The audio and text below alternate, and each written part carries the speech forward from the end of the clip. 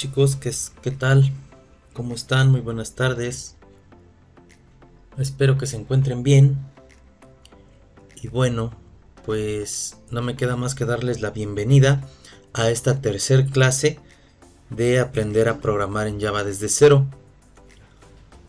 Muy bien, esta es la tercera entrega que estamos realizando a continuación. Espero que se conecten más personas, espero que las disfruten, espero también que las anteriores pues les estén agradando, les estén gustando, y recuerden que pues el conocimiento es poder, y siempre, sobre todo, pues invertir en conocimientos produce siempre los mejores resultados. No se olviden de eso, y cuanto más conoce una persona, mucho más valiosa se vuelve. Entonces, bueno, en esta ocasión pues vamos a dar inicio a esta tercera clase que Inmedsoft les ofrece en este curso de aprender a programar en Java básico gratuito. ¿Sale? En esta serie de videos pues vamos a abarcar ciertos temas básicos para que ustedes al menos tengan la idea y el inicio de poder programar, de poder hacer sus programas básicos, pero ya programas funcionales al fin. El día de hoy estaremos viendo temas principalmente, como no nos dio tiempo la clase pasada de ver modificadores de acceso. Ya se había alargado mucho la clase, y pues la verdad es que en modificadores de acceso no nos vamos a llevar mucho tiempo, pero sí era un tema un poco extenso para los 5 minutos que nos quedaban en la clase anterior. Entonces, bueno, comenzamos. Vamos a ver temas de modificadores de acceso, que esto nos lleva un poquito al tema del encapsulamiento. Y pues vamos a ver paquetes, clases, como siempre lo hemos visto, que va a ser nuestro pan de cada día. Vamos a ver también lo que es un algoritmo y lo que es la lógica de programación, porque algunas personas me comentaron que no tenían ni idea de cómo empezar. Entonces sí, está muy bien. O el día de hoy vamos a ver cómo empezar en la programación mediante los algoritmos y lo que se define o lo que se conoce como la lógica de programación, y vamos a ver ciertos ejemplos. Claro que vamos a verlos primero aquí mostrados, por así decirlo, y ya después los vamos a programar, los vamos a codificar. Primero vamos a ejemplificar y después vamos a codificar. Bueno, pues entonces muchas gracias a los que están conectados, a los que se vayan conectando poco a poco, y comenzamos. Recuerden, abro mi entorno de desarrollo Eclipse. Aquí tengo mi proyecto prácticas y tengo los paquetes con los que he interactuado la clase anterior. Lo que vamos a hacer el día de hoy, bueno, es darle clic derecho, New y Package. Estamos creando un nuevo paquete. Se va a llamar modificadores. Así de fácil, ¿no? Porque, bueno, el instructor no es muy creativo, que digamos.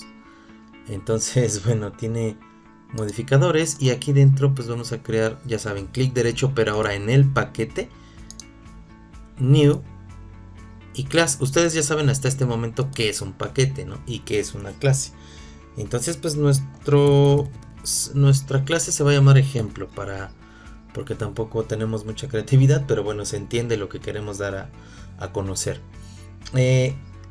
Este paquete ejemplo únicamente va a tener, bueno, vamos a poner un atributo 1 porque no se me ocurre otra. Bueno, va a ser un... Y ustedes ya saben cómo es la declaración de variables. Tipo de dato, que en este caso es string. Ya hicieron una tarea con respecto a eso en la clase anterior. Y ya aquí no queda más explicar esto porque ustedes ya lo saben. Declaramos una variable de tipo string llamada atributo. Una de tipo entero, que sea, no sé, atributo 2. Una de tipo double,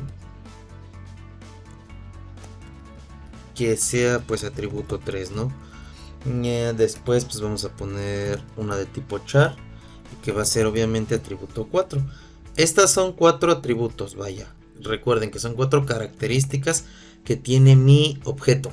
Recuerden también la sintaxis: espacio, punto y coma, nombre de la variable, tipo de dato, etc, etc. Sintaxis. Y bueno, vamos a... así es como normalmente declaramos las variables. De este punto podemos decir que todas son por default o públicas. ¿Qué significa esto? Bueno, que podrían ser accedidas desde cualquier lugar. Pero ¿qué es lo que vamos a hacer? A la primera variable, por ejemplo, Vamos a poner la palabra reservada private, que ustedes también ya conocen. A la segunda la vamos a dejarla así. A la tercera le vamos a poner protected, que también son palabras reservadas que ustedes ya estudiaron. Y la cuarta va a ser pública, para que veamos los modificadores de acceso. Si se dan cuenta, son nuestras mismas variables, pero ya les agregamos palabras reservadas y una la dejamos por defecto, por así decirlo. ¿Qué nos da una idea de esto? Bueno, que va a ser privada, que el primer atributo es privado, significa que no todos pueden acceder a él. El segundo es por default, prácticamente es público, todos pueden acceder a él. Protected es una variable protegida, no todos pueden acceder a esta variable o al valor de esta variable o a lo que tenga esta variable si alguien la quisiera usar en otra clase o en otro paquete. Vamos a verlo esto ahorita a continuación. Y el atributo 4 es público, también es muy similar a por defecto. Y bueno, les voy a mostrar esta imagen que tenemos aquí. Esta imagen forma parte evidentemente de la documentación de Java, la cual la mencionamos también anteriormente y más adelante la vamos a volver a checar y vamos a ahondar un poquito más también en ese tema. ¿Qué significa esto? Tenemos 4 modificadores de acceso: private, default, protected y public. Y aquí nos explica quién puede acceder a ellos. Por ejemplo, para los privados o que son private, a esta variable o a este método pueden acceder, se puede acceder a esos valores, a esos retornos o a esos datos únicamente durante la misma clase. Sí. ¿Alguna otra clase pero que esté dentro del mismo paquete? No, porque es privada. Únicamente la clase que lo declara, ya sea el método o la variable, es quien puede tener acceso a él. Una subclase tampoco, o alguna clase que esté dentro de otro paquete tampoco. Una variable privada es únicamente privada y solamente la puede utilizar la misma clase. Una que es default, pues prácticamente la puede utilizar, se puede utilizar dentro de la misma clase, el mismo paquete. Una subclase no y otro paquete no. Ya sabemos lo que son paquetes, clases y subclases. Una protegida, pues la misma clase sí, otra clase dentro del mismo paquete sí, una subclase sí o no, dependiendo de si está heredando, porque la protegida se puede heredar. Y otro paquete no, definitivamente una variable u método protegido no puede ser accedido durante otro paquete o desde otro paquete. Y el modificador de acceso público, pues obviamente es público, sí se puede acceder la misma clase, otra clase que esté dentro del mismo paquete, una subclase sí, y otro paquete, otra clase que se encuentre dentro de otro paquete sí. Así es este asunto. Estos son los modificadores de acceso y estas son sus accesibilidades, por así decirlo. Entonces, bueno, esto plasmado aquí ya nos da una idea de paquetes y clases y quién puede acceder al valor del método o la variable. Que claro, pues aquí son variables y precisamente para eso, para demostrar también sobre los métodos, vamos a poner ahora aquí abajo un método privado, que es private void, ya saben ustedes, no devuelve nada, y se va a llamar método. Paréntesis, ya ve que abre, ya ve que cierra, ustedes ya saben todo esto, cierre del método, ¿no? Que es para una pequeña documentación rápida. ¿Y qué es lo que vamos a hacer aquí? Vamos a ponerle a atributo 1 igual a vamos a ponerle, no sé, all o hola, ¿no? Por ejemplo, ahí está. Como nos damos cuenta, sí podemos, aquí ya nada más voy a imprimir lo que es el atributo 1. Como nos damos cuenta, sí podemos asignarle el valor. Sí pudimos asignarle el valor al atributo 1 dentro de un paquete, perdón, dentro de un método, porque la variable se encuentra en la misma clase. Tanto la variable como el método, es decir, la variable atributo 1 como el método, se encuentran en la misma clase que se llama ejemplo. Ok, entonces como se encuentra dentro de la misma clase, sí se puede acceder a un atributo privado dentro de un método en la misma clase. Y solamente pues vamos a imprimirlo para observarlo. Ahora, este método es privado, vamos a crear un método público. Lo voy a hacer aquí abajito para que no se confunda. Y es un public string, en este caso sí devuelve un string. Y no sé, le vamos a poner obtener atributo. Paréntesis, ya ve que abre, ya ve que cierra. Nuestra sintaxis bien hecha. Cierre del método obtener atributo. ¿Por qué siempre insisto en que pongamos estos comentarios cuando termina el método? Porque a veces tenemos tantos métodos, se va a complicar mucho más nuestro programa, en las cuales nos podríamos llegar a confundir. Entonces es prácticamente necesario, no es obligatorio, pero sí es necesario comentar nuestros métodos. ¿Qué es lo que va a hacer y dónde termina la llave de cierre de ese método? Bueno, lo que vamos a hacer aquí adentro es mandar a llamar a nuestro método de arriba. Así.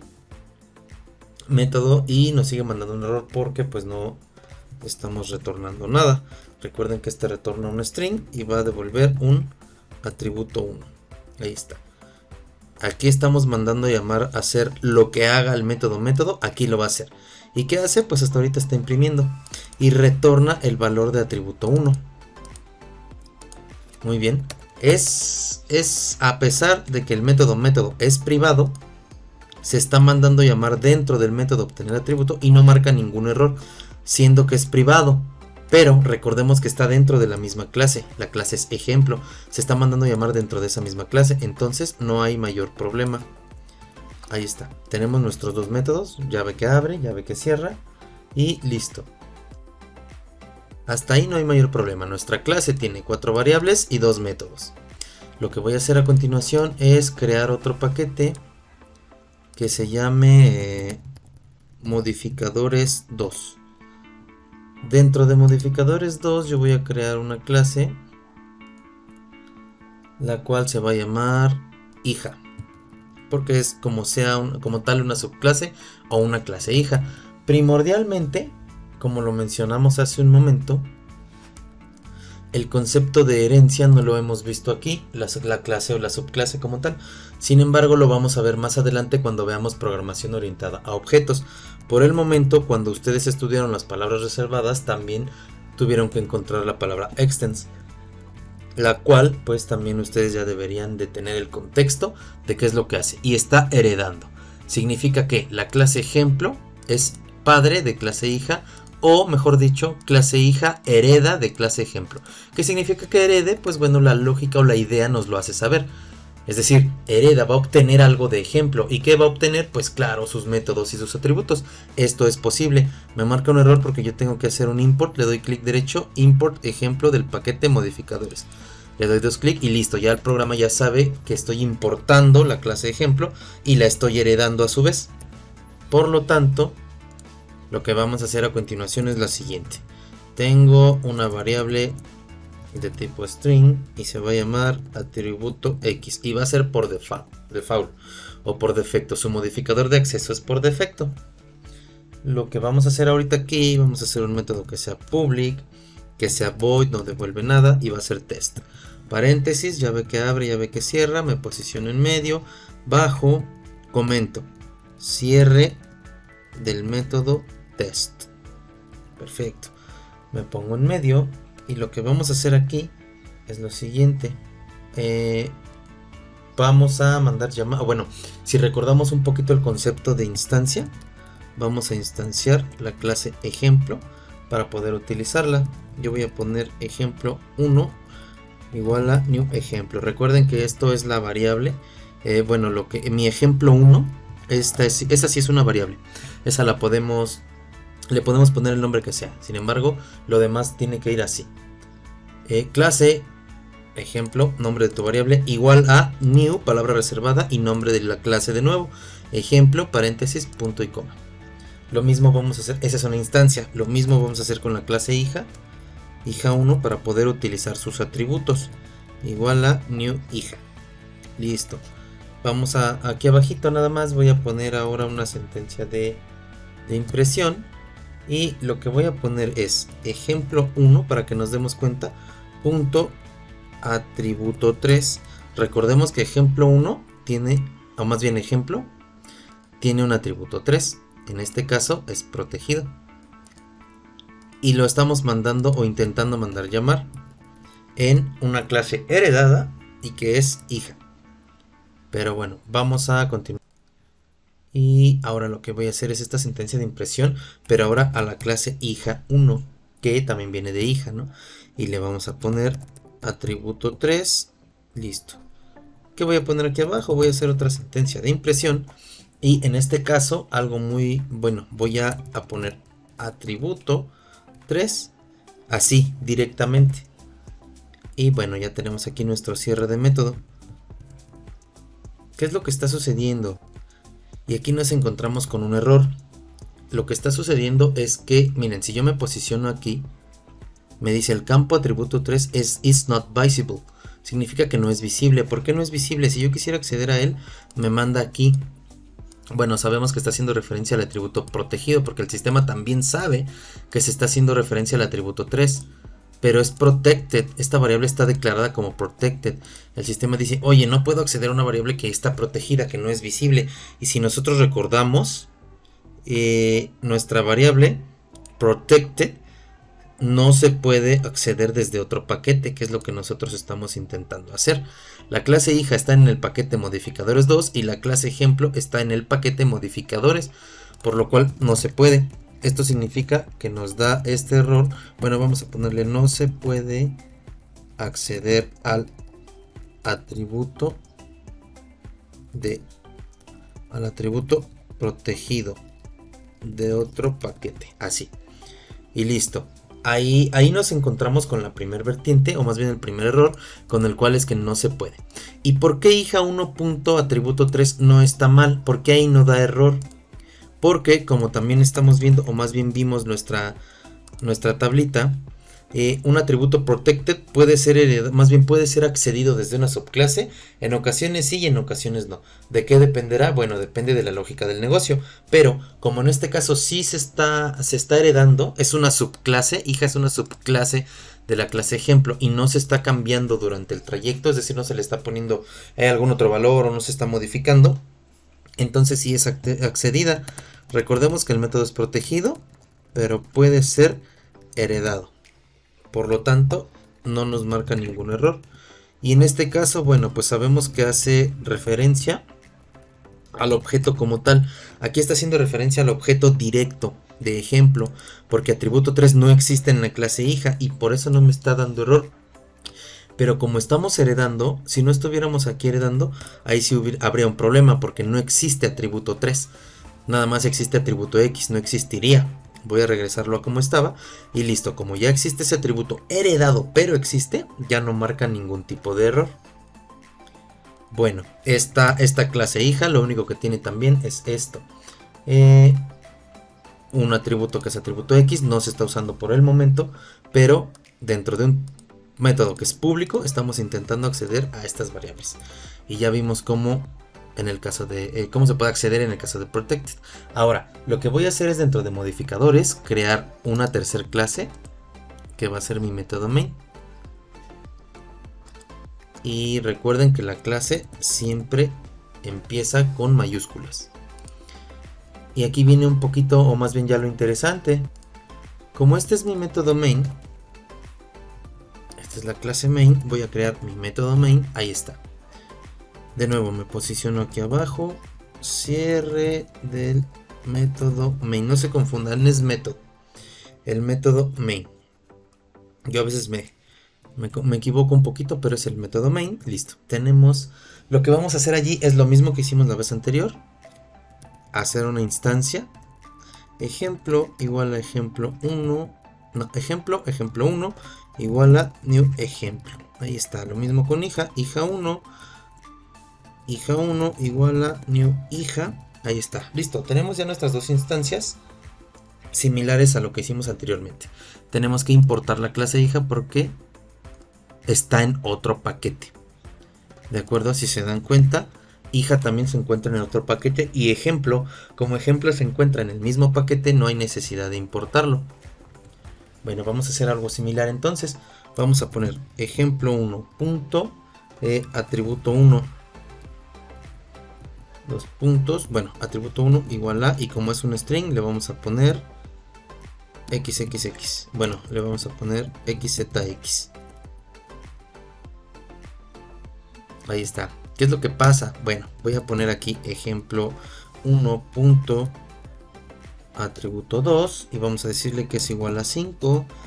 Ejemplo 1 punto atributo 3 y le vamos a decir que es igual a, no sé, 10.75. Dense cuenta de lo que va pasando. Ejemplo 1 punto atributo 4 igual a, recuerdo que ese es un char, entonces recuerden que un char vacío marca error, o sea, un char no podría quedarse así. Para declarar un char vacío sería de esta manera. Bueno, entonces ahí está, es una O mayúscula. Muy bien, ¿qué nos falta aquí abajo? Vamos a ponerle para ver si es que es accesible o no. Recuerden que nosotros en ejemplo tenemos un método. El primero, que es, bueno, el de tanta creatividad, yo le puse método. Y tenemos también otro método, el cual es llamado obtener atributo. Ahí está. ¿Qué está pasando aquí?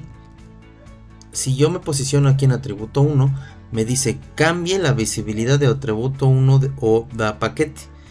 Crear un getter y un setter para atributo 1, y si me pongo en el foquito que me otorga el desarrollo, el IDE, me dice el campo ejemplo atributo no es visible, is not visible, lo mismo que el anterior. Si yo me voy ahí, el atributo 1 es privado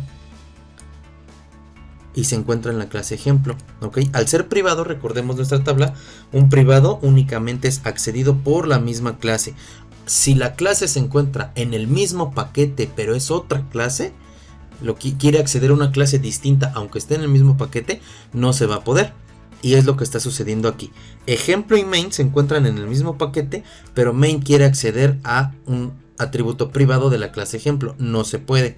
Aquí lo que sucede, error porque el atributo es privado.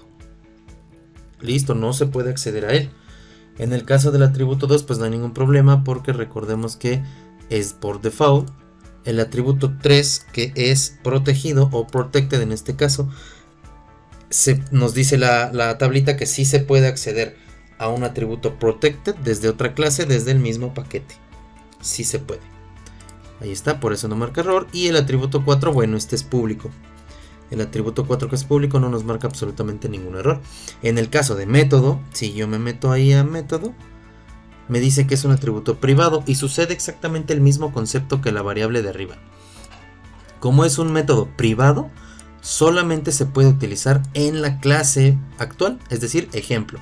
Aunque la clase, que en este caso es main, esté dentro del mismo paquete de la otra clase, lo quiera utilizar, no se va a poder, por lo mismo de que el método es privado. Y en el caso del método obtener atributo, recordemos que ese es público. Al ser público, prácticamente todos pueden acceder a él. Ahí está. Vamos a hacer aquí abajito exacta y absolutamente lo mismo, o bueno, algo muy similar con hija1 punto atributo 1 igual a, no sé, lo que sea, desfer. Ahí.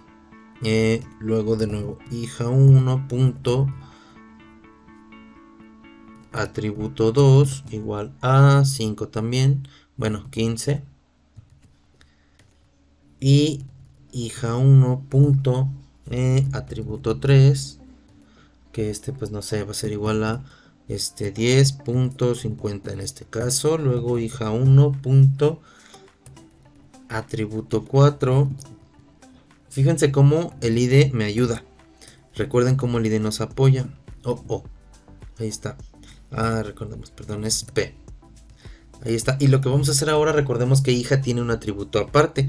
Entonces es hija1 punto. Le voy a poner atributo X, si es que recuerdan. Aquí está, es atributo X. Entonces le voy a decir que atributo X es string y es igual a, vamos a poner string, por ejemplo. Ok, abajo hija1 también tiene punto.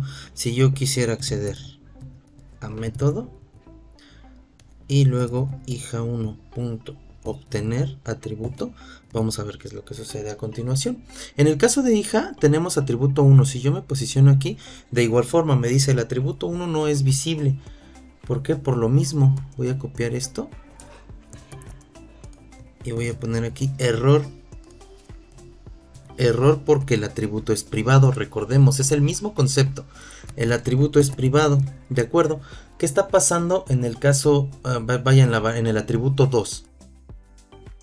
Pues si recordamos, el atributo 2 tiene el modificador de acceso por defecto, por default, y nosotros estamos en clase main mandando llamar a atributo 2 al atributo 2, pero recuerden que recordemos que el atributo 2 se encuentra en la clase ejemplo.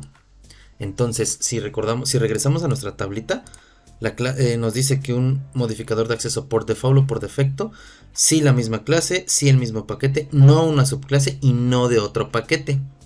Eso es lo que lo diferencia del público. No en una subclase y no en otro paquete. Un modificador de acceso por defecto no se puede acceder de otro paquete. Por lo tanto, el atributo lo tenemos en la clase ejemplo. Y si yo lo mando llamar en la clase main, que se encuentra en el mismo paquete, pero en la instancia hija, que es una clase que se encuentra fuera del paquete, no lo detecta. ¿Por qué? Vamos a decir que error es porque, o simplemente vamos a decir que la variable está en otra clase de otro paquete. No sé si quede claro o si existe alguna duda hasta este momento. Recuerden que pueden hacer preguntas, pueden hacer aclaraciones, pueden comentar en cualquier momento. Pueden escribirlas en el chat, pueden hacerlas en el grupo de WhatsApp, pueden hacerlas en el grupo de la comunidad de Inmedesoft, incluso directamente en la página, debajo de esta clase, de los comentarios de esta clase. Bueno, pero para que quede claro, recordemos nada más, el atributo 2 es por defecto. Y como se está intentando acceder, a pesar de que main y ejemplo sí están en el mismo paquete, estamos utilizando la instancia hija. Y la instancia hija no encuentra el atributo 2 porque se encuentra en otro paquete. Muy bien. Es por eso, si aquí nosotros pusiéramos public, vamos a ver qué sucede acá. Ya me quita el error, ¿se dan cuenta? Es por eso, porque ya es pública. Pero vamos a dejarla como estaba, por defecto, así. Entonces, si veamos que ya me regresó el error, es por eso. En el caso del atributo 3, bueno, pues también el mismo concepto. El atributo 3 es protegido y sí puede ser heredado y sí puede ser utilizado en la clase hija y en la instancia de la clase hija. El atributo 4, si nos metemos allí, ¿qué es lo que sucede? Es público por defecto y bueno, puede ser accedido por todos. ¿Qué pasa aquí en el caso del atributo X? Lo mismo que estábamos viendo anteriormente. En este caso sí, el atributo X está en la clase hija. ¿Y por qué me está marcando un error si yo lo estoy mandando llamar en la clase main? Porque por el mismo concepto anterior. Es una clase, si nosotros nos vamos a clase hija y al atributo X, es una variable que tiene el modificador de acceso por defecto. Entonces no puede ser, bajo el mismo concepto que estábamos viendo de la clase hija, no puede ser accedido en una clase de otro paquete, a pesar de que sí exista la variable.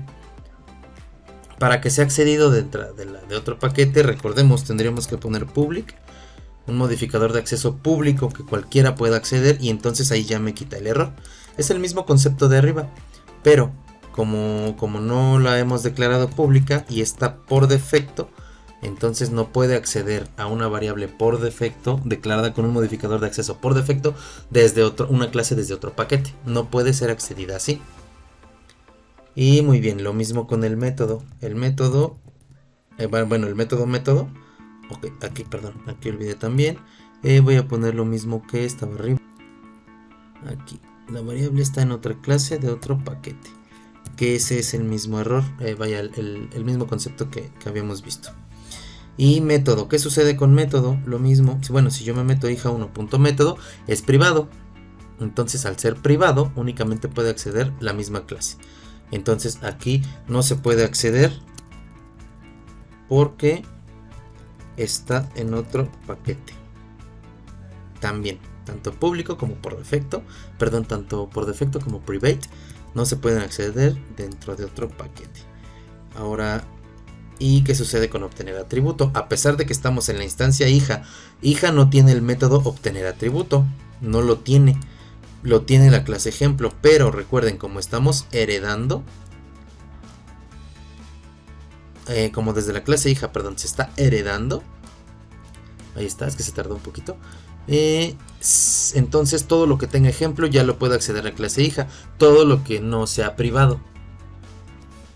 Entonces, como obtener atributo es público, perfectamente lo puede heredar hija, que se encuentra en otro paquete, y lo puede mandar a llamar main, que se encuentra también en otro paquete. Ese fue como un pequeño flujo. Y ahí está. Pues evidentemente ahorita con estos errores, si yo lo ejecuto me va a tronar. Run as Java Application me va a tronar claramente porque son errores, ¿no? Y no puedo imprimir o ejecutar este programa así. Lo que sí puedo hacer es rápido, por ejemplo, comentar esos errores. Y en teoría pues debería de imprimirse o de ejecutarse este programa. Y pues lo único que iría sería obtener atributo, que se está mandando a llamar aquí. Si obtener atributo... ok, sí, claro, se le asigna lo que traiga el método o el método y retorno. Ok, en teoría debería de imprimirse o de hacer lo que hace el método. Y pues sí, debería de imprimirse esto, ¿no? Debería de imprimirse hola. Bueno, vamos aquí a main. Aquí en hija también tengo un error. Voy a eliminar esto. Control S, ahora sí ya no hay error en ninguna clase. Y voy a ejecutarlo. Clic derecho, run as Java Application y listo, perfecto, se imprime hola. ¿Por qué dos veces? Porque se está mandando a llamar dos veces el atributo. Más bien el método obtener atributo. Bien, hasta aquí si tienen, recuerden, también alguna duda o pregunta, la pueden hacer en este mismo momento. Bueno, vamos a pasar al siguiente tema que habíamos comentado desde un principio, el cual es los algoritmos, porque algunas personas me estuvieron comentando qué era esto de un algoritmo y cómo se podía implementar la programación o en qué se basaba la programación, para qué se programa. Bueno, esta es la respuesta lógica y la respuesta directa. ¿Para qué se programa? Para la resolución de problemas. ¿Cuáles problemas? Problemas de la vida cotidiana o de la vida real, y estos se traducen en algoritmos. Un algoritmo enfocado en informática, bueno, no sé si alguna otra materia, alguna otra rama utiliza este concepto, pero un algoritmo es una secuencia de instrucciones finitas que llevan a cabo una serie de procesos para dar respuesta a determinados problemas. Por ejemplo, ese sería un concepto. Por ejemplo, un algoritmo informático prácticamente resuelve cualquier problema a través de ciertas instrucciones o unas instrucciones y reglas concisas que muestran un resultado, que muestran la resolución de ese problema. Muy bien, es importante recalcar que es una serie de pasos finitas que llevan a la resolución de un problema. Punto. Ese es lo simple. ¿Por qué finita? Porque tiene que terminar. ¿Dónde termina? En la solución del problema. Devuelve la respuesta de la solución del problema.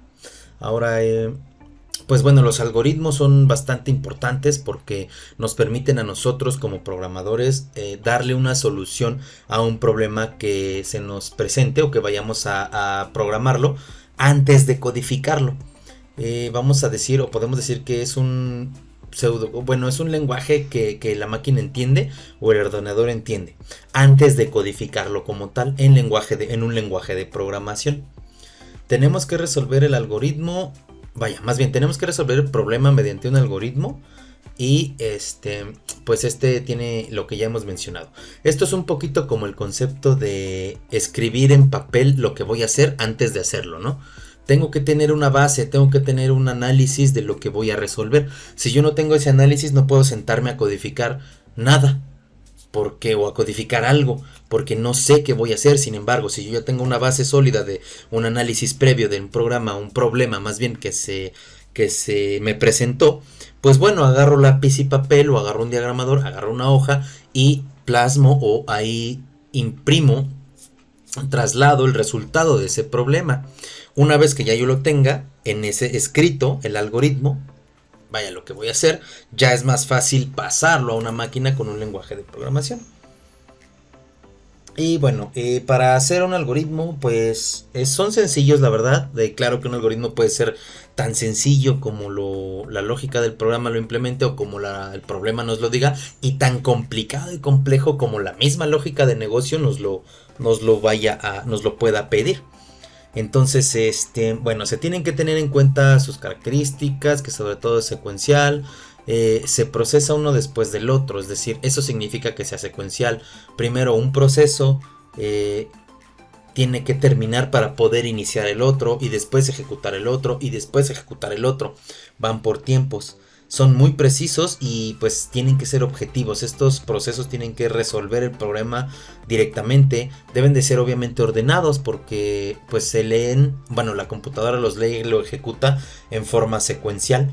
Por ejemplo, no podemos nosotros poner primero amarrar el tenis o el zapato y luego ponérnoslo, ¿no? No, el proceso primero es ponerse el zapato y después amarrarlo. A eso es a lo que se refiere con que sea secuencial y ordenado, porque son leídos mediante cierta estructura, la estructura que nosotros le definamos. Bueno, siempre el algoritmo consta de 3 partes. Siempre son los datos de entrada o lo que es el inicio, el proceso y la salida o los datos de output. Consta de esas 3 mismas partes. Siempre es un inicio, un proceso y una salida. Bueno, podemos decir, bueno, también para otro concepto, un algoritmo debería ser suficiente para resolver un problema. Si el problema es mayúsculo o el problema es muy grande, bueno, pues tenemos también que considerar la idea de separarlo o descomponerlo en varios algoritmos. También un poquito el concepto de divide y vencerás, ¿no? Si tenemos un problema enorme, pues hay que seccionarlo en algoritmos pequeños, que un algoritmo dependa de uno que ya hizo un proceso, y lo que me va a resultar este segundo algoritmo, el resultado va a ser o va a funcionarle como datos de entrada hacia un tercer algoritmo, y así hasta un cuarto, un quinto, etcétera, para que juntos resuelvan el mismo problema, ¿no? Y pues se haga un camino más abierto, algoritmos diferidos, distintos, y sea mucho más fácil de resolver.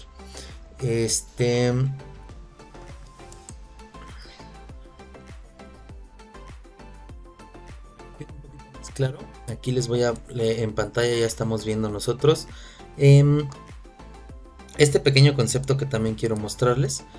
Todo algoritmo, como les decía, consta de 3 partes. La entrada, que es, bueno, el input del algoritmo, donde se introduzcan todos aquellos datos que el algoritmo necesita para operar. El procesamiento, que es todo lo que hace, lo que es la lógica, lo que va a resolver realmente el problema. Esto, lo que es específicamente la lógica, lo vamos a ver a continuación, a una introducción.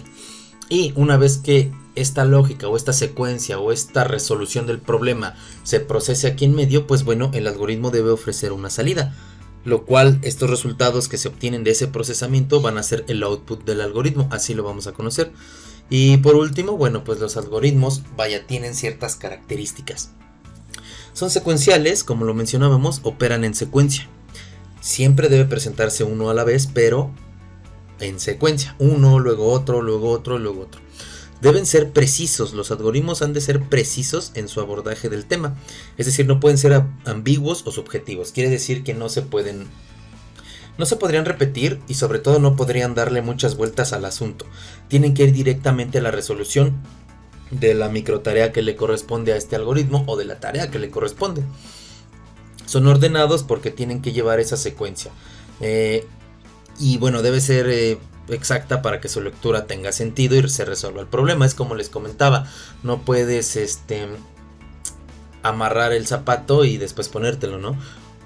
No puedes, por ejemplo, amarrar tu reloj y ponértelo o intentar meterlo en tu muñeca. Primero tienes que meterlo en tu muñeca y después lo amarras, ¿no? Más o menos es un poquito como ese concepto. Tú no puedes escuchar el radio si no está prendido, ¿no? Tiene que haber una secuencia lógica en tu algoritmo. Es finitos porque tienen un fin, debe de resolver el problema. Son concretos, todo algoritmo debe ofrecer un resultado a base de funciones, las funciones que cumple, y definidos. El algoritmo debe realmente resolver ese problema. Qué sencillo. Bueno, para dar un pequeño ejemplo rápido de un algoritmo, recuerden, puede resolver cualquier cosa y enfocado a la vida real. No sé, el problema puede ser, por ejemplo, un algoritmo para llamar a un contacto, ¿no? Por tu celular, por tu móvil. ese es el problema. Tengo que llamar a un contacto por mi móvil. ¿Qué tengo que hacer? Ese es el problema. Bueno, pues nosotros en papel y lápiz, por así decirlo, en algún archivo Word, en algún blog de notas, en algún TXT, bueno, pues tenemos que plasmarlo allí, como decimos. Entonces, los datos de entrada es que, bueno, tenemos que primero marcar el número celular del contacto. ¿Cuál es el dato de entrada? Evidentemente el número. Bueno, ¿cómo es el proceso? Pues, ¿qué es lo que haríamos? ¿Cómo haríamos nosotros para resolver este problema? Si nosotros, como nuestro dato de entrada, sabemos que tenemos que marcar el celular de contacto, obviamente hay varias vertientes para resolver un problema. Es decir, el programador Julio tiene una manera de pensar para resolverlo, Leonardo tiene otra manera para resolverlo, Oscar tiene otra manera para resolverlo, y el concepto del algoritmo es que mientras se llegue a la solución, está bien. No hay una solución específica.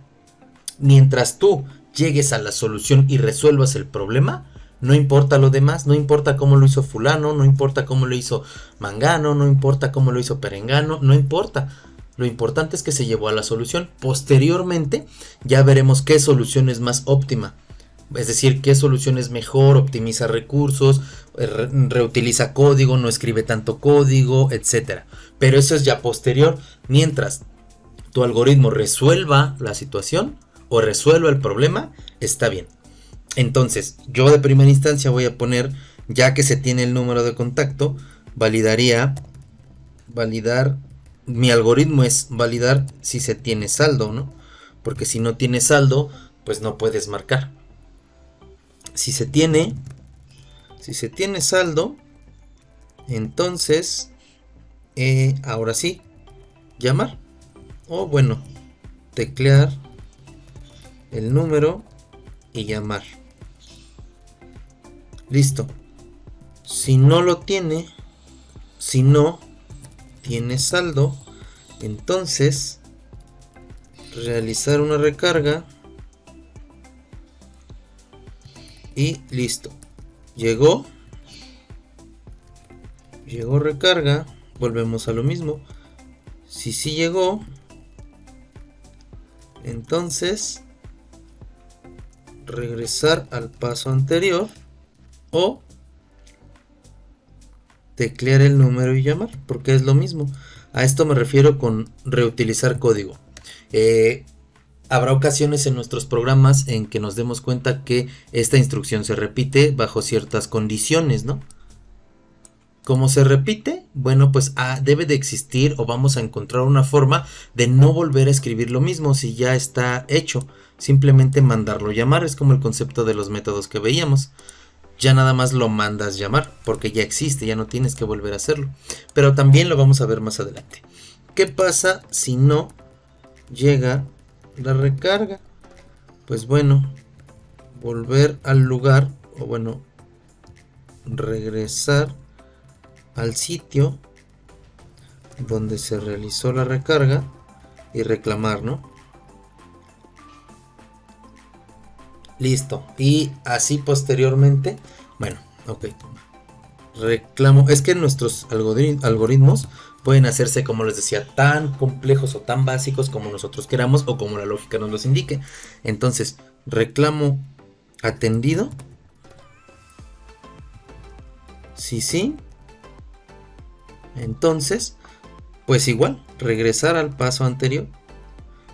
¿Qué significa que se reclamó, que se atendió el reclamo? Bueno, pues entonces que ya en el sitio donde fuimos a reclamar por nuestra recarga, nos dieron la atención y por algo no nos llegó la recarga y ya nos la volvieron a mandar o ya nos dijeron por qué. Y por último, ahí podríamos ya darle fin porque ya en los 3 casos marcó. Pero pues también podríamos poner qué pasa si no atendió reclamo. Pues bueno, podríamos hacerlo, como les repito, más complejo, ¿no? Y más complicado. Pero bueno, hasta aquí se entiende el concepto de un algoritmo. ¿Qué sucede aquí? Ahí está. Así es más o menos. Aquí, ¿por qué dejo esto? Porque siempre lleva una o cierta nomenclatura. Inicio. Ahí está, inicio, datos de entrada, proceso y fin. Así de fácil es como pudimos acceder o realizar este algoritmo. Este algoritmo resuelve el problema de llamar a un contacto por tu móvil.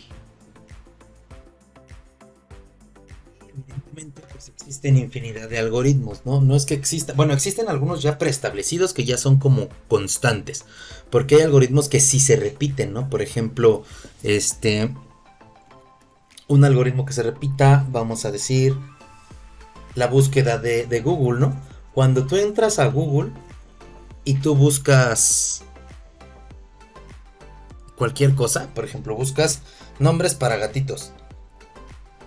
Google, la página como tal, tiene un algoritmo para, mediante lo que tú escribas, que serían los datos de entrada, que es lo que tú le estás mandando, Google por la parte de atrás, es decir, en su backend, lo que hace es filtrar esa información. Nosotros ya no lo vemos, pero su algoritmo es va a filtrar esa información y se va a ir a buscar a todos los sitios web que hablen sobre gatos, o que hablen sobre mascotas, o que hablen sobre nombres de mascotas. Y no te va a traer toda la información del internet, te va a traer esos filtros mediante tus datos de entrada que le diste. Y Google está haciendo ese procesamiento por la parte de atrás. Una vez que se conectó a todos los servidores o a la mayoría de servidores que encontró que contengan esto que tú estás buscando, los muestra y te los muestra en la pantalla. Y ahí terminó. Ese es el algoritmo de Google. Es una constante prácticamente. ¿Por qué? Porque siempre hace lo mismo. Si tú buscas nombres para gatitos, va a realizar esa acción. Pero si otra persona en otra parte de tu localidad o en algún otro sitio busca exactamente lo mismo que tú, pues Google va a hacer exactamente lo mismo. Busca también nombres para gatitos, vaya esta otra persona. Google lo que va a hacer es obtener esa información como datos de entrada. Se va a ir a todos los servidores disponibles que se encuentren por la zona y a todas las páginas y sitios web que contengan los resultados de nombres, de mascotas, etcétera, se los va a devolver a esa otra persona, así como te los devolvió a ti. Siempre va a ser lo mismo en ese caso. Es decir, hay algoritmos que ya existen y ya siempre hacen lo mismo. Pero los otros algoritmos son los que tienen que ser creados. Ahí es donde entramos nosotros. Es donde se nos presenta un problema y tenemos que resolverlo. Entonces, ahora que yo ya sé que esto, por ejemplo, porque hay algoritmos, evidentemente los algoritmos que no existen los vamos a crear. Entonces, primeramente o de primera instancia, como lo habíamos mencionado, esto yo lo escribí, por ejemplo, en mi blog de notas, o lo escribí en mi lápiz y papel. Yo lo escribí, ya lo tengo aquí. Entonces, ¿qué me toca hacer o qué me falta hacer? Ahora sí ya programarlo o codificarlo, porque pues esto es simplemente el análisis, por así decirlo, ¿no? Me falta darle solución real al problema, pero aquí ya le estoy dando solución. Ya solamente falta plasmarlo. ¿Qué es plasmarlo? Codificarlo para entregarle ese programa al cliente, que es lo que vamos a hacer a continuación de manera pronta. Aquí voy a crear dentro de modificadores 2, que no tiene main. Voy a hacer new class y voy aquí a poner, voy a ponerle llamada móvil, por ejemplo, porque no tenemos mucha creatividad. Bueno, ¿qué es lo que voy a hacer? Me voy a llevar esto para acá, control X, control S, listo. Aquí recuerden, como un comentario, ya lo vimos también, voy a poner un comentario de línea de bloque. ¿Quién me dice? De los que ya están conectados, si les interesa continuar. Si yo pongo un comentario de línea, no me va a alcanzar, ¿no? Entonces pongo un comentario de bloque, control V y listo. ¿Para qué? Para poder tener aquí mi problema, ¿no? Más bien mi problema como tal. Y para ver cómo le vamos a dar solución. Voy a poner mi método main y dentro de ese método main voy a codificar esta solución que yo previamente ya elaboré. Y es entonces, nos dice que marcar al número celular del contacto. Y es un número. Ah, muy bien, pues como dato de entrada yo ya sé que es un string. Puede ser un string o puede ser un entero. Pero número móvil. Yo le voy a poner número móvil. Y que es un 55, 98, 74, 65, 92, por ejemplo, ¿no? Ahí está. Es un número evidentemente mexicano, pero es un número ficticio, no existe, ¿no? Por si quieren llamar o algo. No creo que sea de alguien. Bueno, aquí está. Entonces, tenemos ya nuestros datos de entrada. Y vamos a ponerle datos de entrada. Ok, ¿qué es lo que continúa? Pues validar si se tiene saldo. Vamos entonces, ¿cómo voy a saber si tiene saldo? Vamos a hacer, por ejemplo, en este caso, las dos posibilidades. Voy a poner ahora sí un entero y le voy a llamar saldo. Ahí está. Primero voy a decir que tiene 50 pesos de saldo.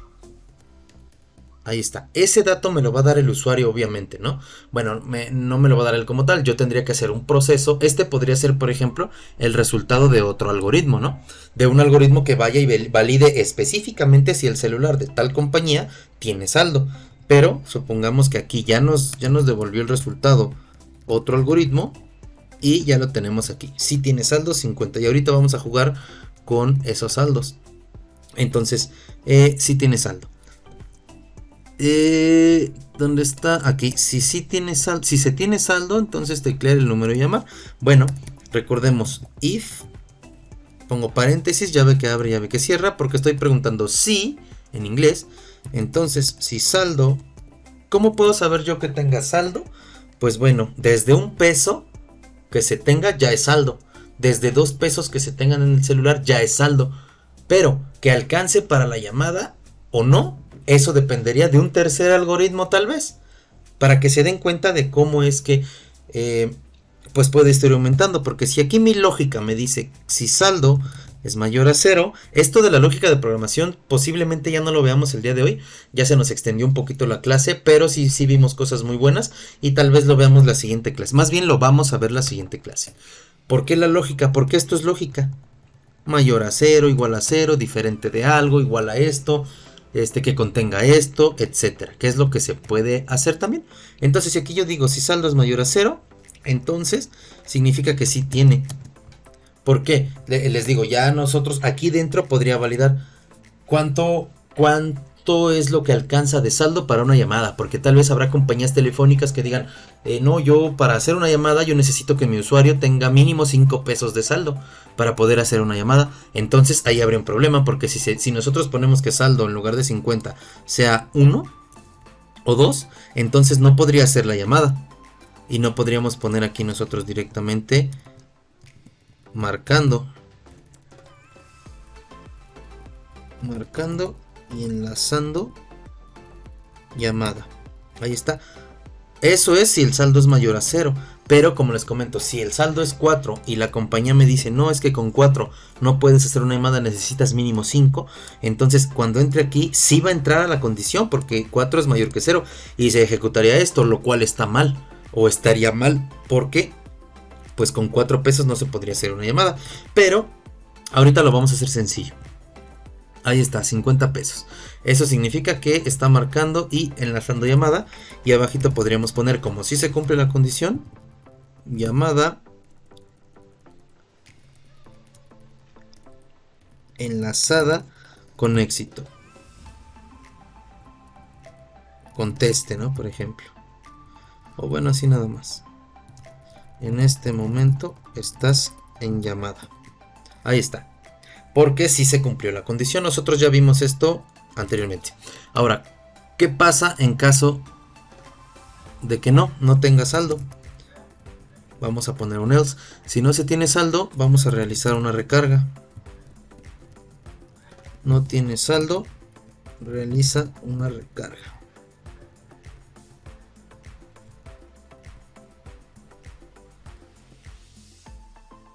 Listo. Bueno, aquí nos dice que sí llegó. Bueno, por cuestiones de tiempo, ya únicamente nos vamos a pasar directamente a si no tiene saldo, lo anterior. Si no llega la recarga, vamos a dejarlo así por el momento porque ya tenemos 54. Simplemente lo que faltaría aquí abajo es poner para que haga la recarga, ¿no? Pero podemos hacerlo, bueno, se puede hacer incluso más complicado, porque dentro de este if podríamos declarar una variable booleana en la que nos diga si realiza una recarga o no, si se realizó la recarga o no, o si no lo va, o si no se realizó o no. Y listo. Más adelante, bueno, si quieren la continuación específica de de este pequeño algoritmo, coméntenlo en los comentarios, porque también a mí me gusta que participen, que practiquen. Ustedes pueden hacerlo en su casa. Si yo le doy clic derecho, Run As y Java Application, aquí me dice marcando y enlazando la llamada enlazada con éxito. En este momento estás en llamada. Recuerden, porque el saldo es igual a 50. Si yo le pongo que el saldo es igual a 0, le doy clic derecho y Run As, Java Application. Ahora me dice no tiene saldo, realiza una recarga. Realiza una recarga. ¿Okay? ¿Por qué? Porque bueno, el programa no ignoró, sí validó lo que está aquí, pero al no cumplirse esta condición de que saldo es mayor a 0, no es mayor porque es igual, lo que está dentro de las llaves no lo hace, eso sí se lo salta y va directamente a lo que tenga el else. Por eso es que aquí lo hizo. Aquí es cuando ya nosotros podemos hacer, por ejemplo, algún pequeño menú en el que diga no tiene saldo, realiza una recarga, ¿no? Y que inmediatamente aquí abajo le diga de cuánto quieres recargar, qué compañía es, etcétera. Pero bueno, por tiempo ya tenemos más de 50 minutos. No lo realizamos no lo realizamos a continuación. Sin embargo, ya no es complicado y con esto queda exactamente plasmada la idea de qué es lo que es un algoritmo, ¿no? Por ejemplo, aquí podemos ponerle ya por último. En este momento estás en llamada y vamos a ponerle con el número. Ya saben cómo podemos concatenar. Vamos a ponerle más y vamos a ponerle número móvil. Ahí está. Si yo digo entonces que el saldo es de 30 pesos, clic derecho, Run As, Java Application, y ahora me dice esto, ¿no? Marcando y enlazando llamada. Llamada enlazada con éxito. En este momento estás en llamada con el número y ahí está, ¿no? Perfecto. Bueno, pues muchas gracias. Gracias a los que se conectaron, gracias a los que comparten la clase. Si quieren continuar este pequeño programa, este pequeño algoritmo, lo pueden hacer como práctica ustedes en sus casas. De hecho, sería una muy buena tarea. Pero vaya, ahora la tarea que se les queda simplemente para esta clase, y que espero que la realicen sobre todo para ustedes, porque mientras más practiquen les va a servir, es que hagan sus algoritmos. Hagan un algoritmo de todo. Hagan un algoritmo de qué es lo que necesitan para ir a la escuela, para ir al trabajo, de un día completo. De un día completo. Hagan su algoritmo. Pueden investigar por su lado, también pueden investigar qué es un algoritmo, cómo hacer un algoritmo. Ayúdense de internet, pero háganlo en una hoja, así como yo lo hice aquí arriba. Háganlo así. Para una gelatina en casa, ¿qué se necesita para hacer una gelatina en casa? El algoritmo para servirse una taza de café, porque no es así de fácil. Tienen que validar que exista una taza, ¿no? Si hay taza, pues bueno, caliento el agua. Si no hay taza, bueno, busco otra cosa, ¿no? Si no hay agua caliente, si el agua está caliente, si tengo algún endulzante, si tengo café como tal, café de grano, si no tengo, etcétera, ¿no? Todo en su mayoría va con validaciones de sí o si no. Ya lo vimos la clase anterior. Y bueno, entonces pues les agradezco mucho por estar aquí. Les agradezco que compartan, les agradezco que comenten. Muchísimas gracias. Bienvenidos y esperemos la entrega número 4. Esperemos la clase 4. Espero que les esté gustando. Ya saben, pregunten, siempre pregunten. Nunca se queden con la duda. Un buen ingeniero siempre pregunta. Un buen programador siempre pregunta. Recordando que el ingeniero no lo hace un título. Al ingeniero lo hace el ingenio. El ingenio que se tenga para resolver problemas y para solucionar situaciones de la vida. Pues bueno, muchísimas gracias. Cuídense mucho. Nos vemos la siguiente. Recuerden que estas clases están siendo por semana. Están siendo cada sábado, cada domingo, alguno de esos 2 días. Y pónganse atentos. Muchísimas gracias. Cuídense mucho. Estamos en contacto.